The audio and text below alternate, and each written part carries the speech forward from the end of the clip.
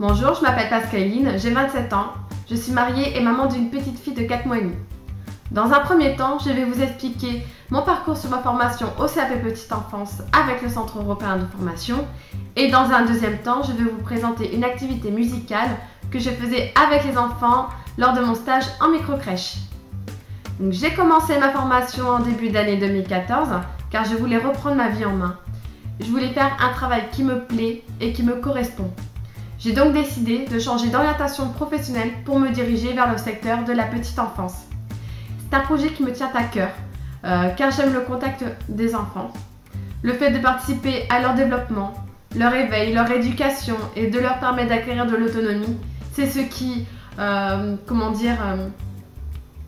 m'épanouit complètement. J'adore jouer avec eux, faire des activités manuelles, chanter, lire, limite si c'est pas moi qui m'amuse le plus. Donc j'ai choisi d'effectuer ma formation de CAP Petite Enfance avec le Centre Européen de Formation car les notations des élèves sur ce centre étaient relativement bonnes et que le taux de réussite à l'examen qui était de plus de 90% était pour moi rassurant et surtout très intéressant.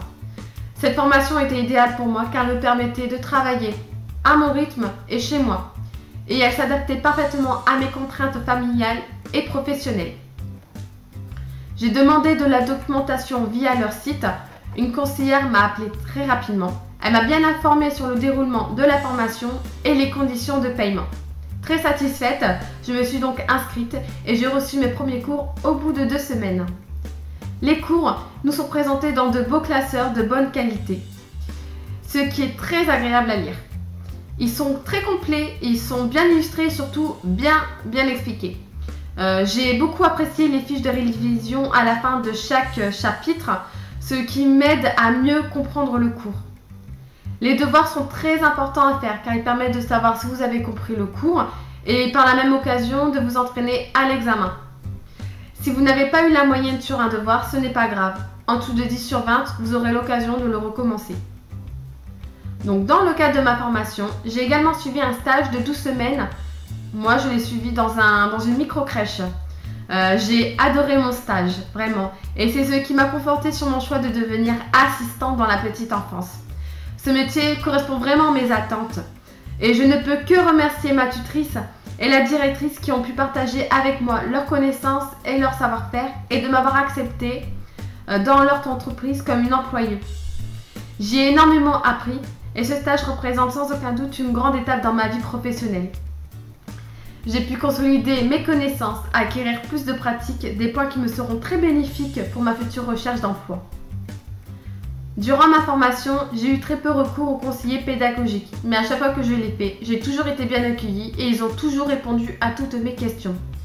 En plus, à quelques jours de passer mes examens, je me suis mise à douter en mes capacités et à angoisser. Les conseillers pédagogiques m'ont soutenue, encouragée et m'ont remotivée. Du coup, j'étais beaucoup plus zen lorsque j'ai passé les épreuves. Je pense que tout le monde peut réussir l'examen, il suffit juste de s'en donner les moyens. Donc un travail régulier, de la motivation et surtout être passionné par ce que l'on fait. Pour moi, ce sont des points clés qui vous permettront de réussir l'examen. J'ai moi-même obtenu mon diplôme en juin 2015 avec une moyenne de plus de 16 sur 20. J'étais très heureuse et fière de moi de l'avoir obtenu. Et pour moi maintenant, c'est un projet professionnel qui va pouvoir se concrétiser. Maintenant, je vais vous présenter mon activité musicale. Tourne, tourne, petit moulin. C'est une comptine que je chantais assez régulièrement à la microcrèche pour des enfants âgés de 8 mois à 3 ans. Donc les comptines, ce sont des jeux chantés ou parlés accompagnés de gestes. À travers les comptines, l'enfant va développer la coordination, la motricité globale, la connaissance du schéma corporel, l'équilibre, l'acquisition du langage, du vocabulaire et de la mémorisation.